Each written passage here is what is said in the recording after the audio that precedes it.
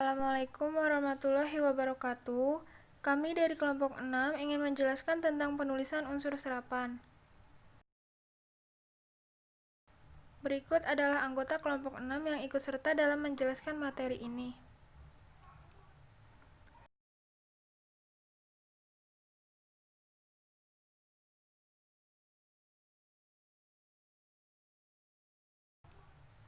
Selanjutnya, saya akan mulai dari pengertian kata serapan. Kata serapan adalah kata-kata yang diambil dari bahasa asing yang diintegrasikan ke dalam bahasa Indonesia. Kata serapan sendiri sering dikenal dengan kata pungutan atau kata adaptasi. Bahasa Indonesia telah menyerap kata-kata dari banyak bahasa, seperti yang saya tulis pada PowerPoint berikut. Ada bahasa Cina, bahasa Belanda, bahasa Portugis, bahasa Inggris, bahasa Arab, bahasa Sanskerta, bahasa Prancis, bahasa Jepang, dan bahasa lainnya. Kata serapan juga berfungsi untuk memperkaya kosakata dalam bahasa Indonesia.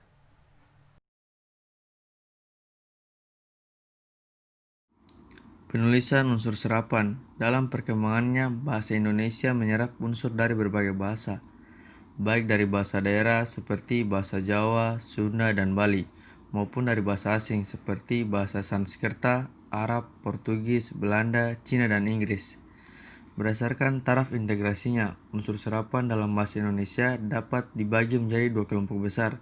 Yang pertama, unsur asing yang belum sepenuhnya terserap ke dalam bahasa Indonesia, seperti force majeure, de facto, de jure, dan exploitation de homme par homme. Kedua, unsur asing yang penulisan dan pengucapannya disesuaikan dengan kaidah bahasa Indonesia.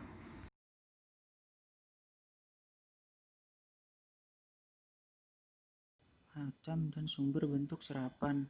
Istilah yang diambil dari bahasa asing dapat berupa bentuk dasar atau bentuk turunan.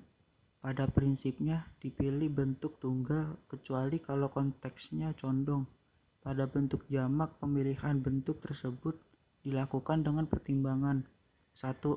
Konteks situasi dan ikatan kalimat. 2. Kemudahan belajar bahasa. 3. Kepraktisan. Demi keseragaman sumber rujukan, yang diutamakan ialah istilah Inggris yang pemakaiannya sudah internasional, yakni yang dilazimkan oleh para ahli dalam bidangnya.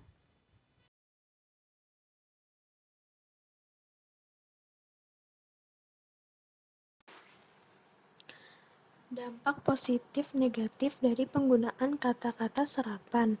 Seringnya masyarakat menggunakan kata serapan dapat menimbulkan dampak positif dan juga dampak negatif sebagai berikut. 1. Dampak positif penggunaan kata serapan. Masyarakat lebih bangga menggunakan kata serapan karena dinilai lebih modern. Para remaja juga senang memakai kata atau istilah asing agar dikatakan lebih gaul. Selain itu, dampak positif lain adalah pengucapan kata serapan terkenal lebih singkat daripada pengucapan kata bahasa Indonesia, seperti kata diskon, yang dalam bahasa Indonesianya berarti potongan harga. 2. Dampak negatif penggunaan kata serapan menjadikan bahasa Indonesia sebagai bahasa yang rendah di mata masyarakat. Kecintaan masyarakat terhadap bahasa Indonesia pun berkurang.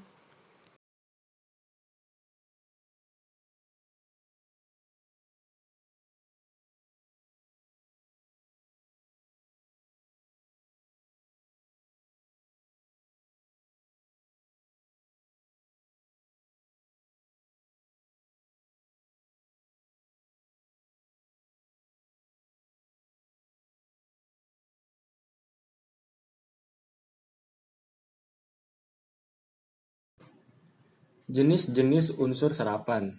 Yang pertama adalah adopsi. Adopsi yaitu proses penyerapan kosakata asing yang memiliki makna yang sama dalam bahasa Indonesia tanpa mengubah ejaan, pengucapan, dan penulisan sama sekali. Yaitu ada internet, data, golf, dan film. Lalu yang kedua ada adaptasi, yaitu proses penyerapan kata asing yang digunakan karena memiliki makna sama dalam bahasa Indonesia. Namun, kata tersebut telah mengalami perubahan dalam ejaan, pengucapan, dan penulisan sesuai dengan kaidah bahasa Indonesia. Contohnya yaitu tryout, uji coba, download, itu unduh. Selanjutnya yang ketiga, pungutan, yaitu proses penyerapan kata asing dengan pungutan terjadi karena pemakai mengambil konsep dasar yang ada pada bahasa asalnya, kemudian kata tersebut dicari terjemahannya dalam bahasa Indonesia. Contohnya ada bisnis, yaitu business, dan aktor, yaitu actor.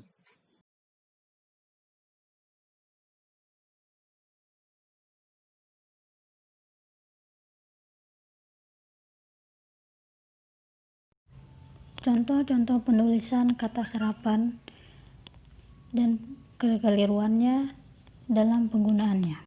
Contoh pertama ada diagnosa. Banyak orang mengira bahwa diagnosa adalah bentuk bahasa Indonesia untuk diagnosis.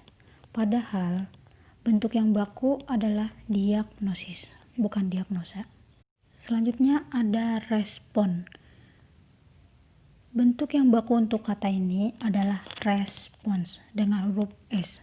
Kesalahan ejaan ini sering kita jumpai dalam media jurnalistik seperti koran dan berita di televisi. Bentuk yang baku mengacu pada bahasa Inggrisnya, yaitu response. Selanjutnya ada ekstrim. Ekstrim tetapi ekstrem. Dalam KBBI, Kamus Besar Bahasa Indonesia, ekstrem memiliki dua arti. Yang pertama adalah yang paling ujung, paling tinggi, paling keras, dan sebagainya. Sedangkan yang kedua adalah sangat keras, teguh, fanatik. Biasanya kita memakai kata ini untuk pengertian yang kedua, namun banyak yang salah menuliskannya. Ada concrete. Dalam bahasa Inggris, kata ini berasal dari kata concrete, jadi mengacu pada bahasa asalnya. Kata yang baku untuk kata ini bukanlah concrete ataupun concrete, melainkan concrete.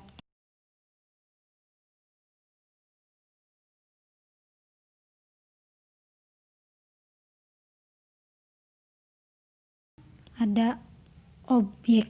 Ternyata penulisan yang baku untuk kata ini adalah objek dengan huruf J, bukan huruf Y. Penulisan ini mengikuti kata aslinya dalam bahasa Inggris, yaitu object. Dan selanjutnya ada Perancis. Mencari kata Perancis dalam Kamus Besar Bahasa Indonesia, dan ternyata tidak ada. Sebab penulisan yang sesuai dalam bahasa Indonesia adalah Perancis tanpa huruf E. China.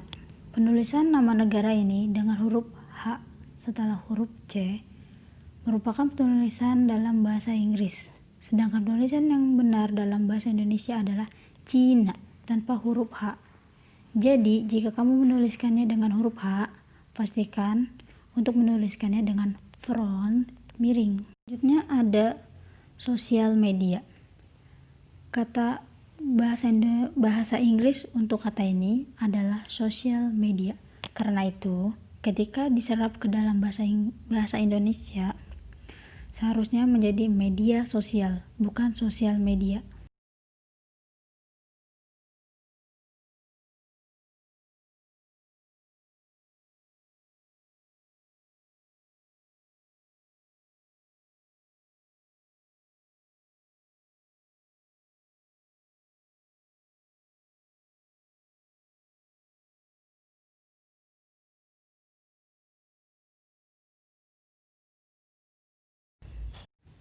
Contoh selanjutnya ada resiko. Ternyata kata yang baku untuk resiko adalah risiko.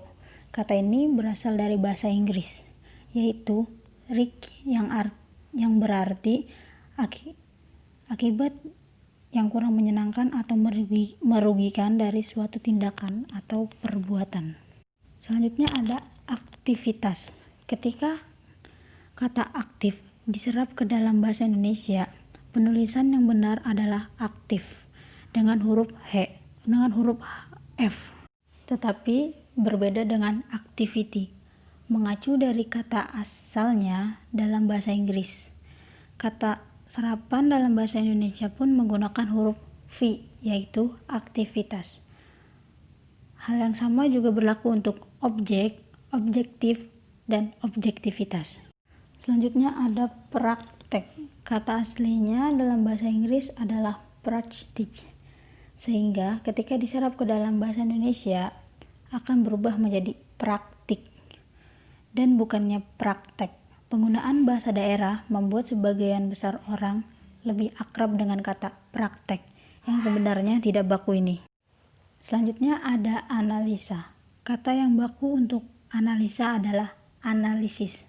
Kata ini mengacu pada kata aslinya dalam bahasa Inggris, yakni analisis.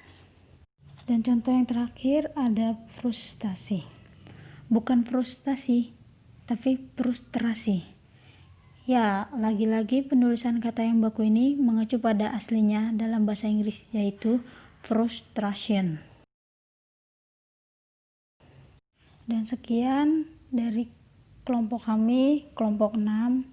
Wassalamualaikum warahmatullahi wabarakatuh.